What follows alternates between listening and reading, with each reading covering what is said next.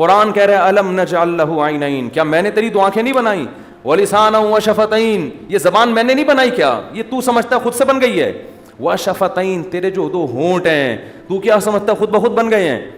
فلقتحم العقبہ، اللہ کہتے ہیں کہ ایسے ایسے کام میں نے کیے لیکن تو اپنی ذمہ داری پوری کرنے کے لیے تیار نہیں ہے۔ ہم اللہ سے پوچھتے ہیں کہ اللہ ما ادراک ما العقبہ، اللہ کہتا ہے تمہیں کیا پتا وہ گھاٹی کیا ہے جس پہ میں تمہیں چلنے کا کہہ رہا ہوں۔ کیا انداز ہے دیکھو قرآن کا، قرآن کہہ رہے ہیں میں نے تیری کھوپڑی میں دو آنکھیں لگا دی، دو کان بنا دیے، دل دماغ جگر اتنے احسانات کر دیے، پھر میں نے تجھے ایک حکم دیا ایک گھاٹی سے گزر جا، یہ آرام دہ راستہ چھوڑ کر میری خاطر اس مشکل راستے سے گزر جا، تو اس مشکل راستے سے گزرنے کے لیے تیار نہیں ہے، تو آرام طلب ہے۔ اللہ کہتے ہیں بتاؤں کیا مشکل راستہ ہے جس پہ چلنے کا حکم دے رہا ہوں میں، فک رقبہ، وہ مشکل راستہ یہ ہے کہ مخلوق کے بھی حقوق ادا کر اور خدا کے بھی، مخلوق کا بھی آپس میں ریلیشن ہے، اخپل طریقے سے زندگی نہیں، ایتھیس کا ریلیشن نہیں ہوتا آپس میں، تھوڑا وہ اپنی ماں کو نہیں مانتا باقیوں کو کیا مانے گا،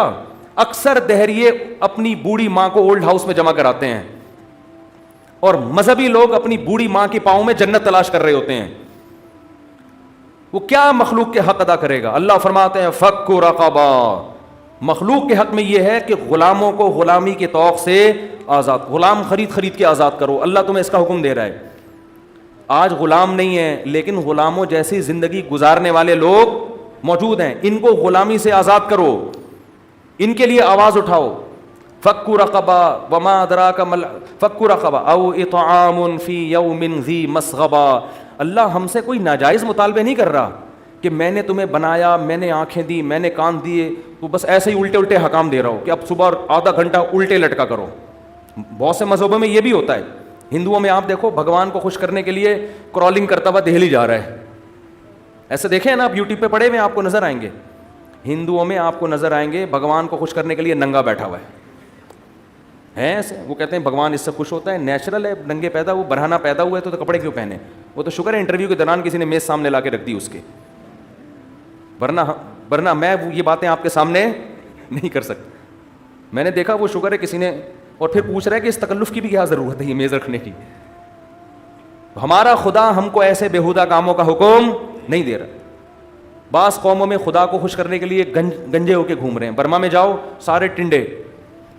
مذہبی لوگ پنڈت کیا ہیں ان کے ٹنڈ، وہ کہتے ہیں خدا بال کٹانے سے خوش ہوتا ہے، کہاں لکھا ہوا بھی خدا کو تمہارے بالوں سے کیا لینا دینا یار،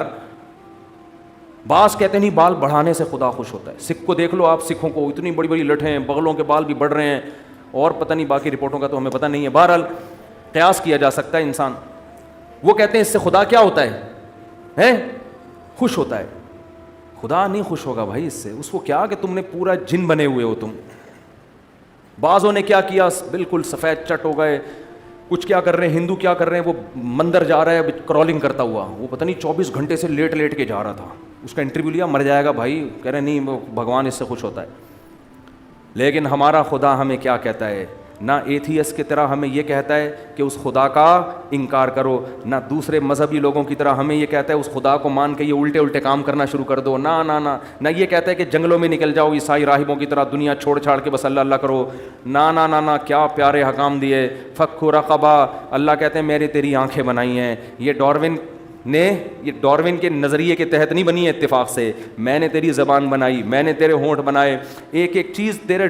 پوری باڈی میں نے ڈیزائن کی ہے، تو اللہ فرماتے ہیں فلقتحم العقبہ، اب میں تجھے کہہ رہا ہوں ذرا مشکل راستے سے چل، وہ مشکل راستہ کیا ہے، فک رقبہ، انسانیت میں جو بھی غلامی کی زندگی گزار رہا ہے اسے غلامی کے طوق سے آزاد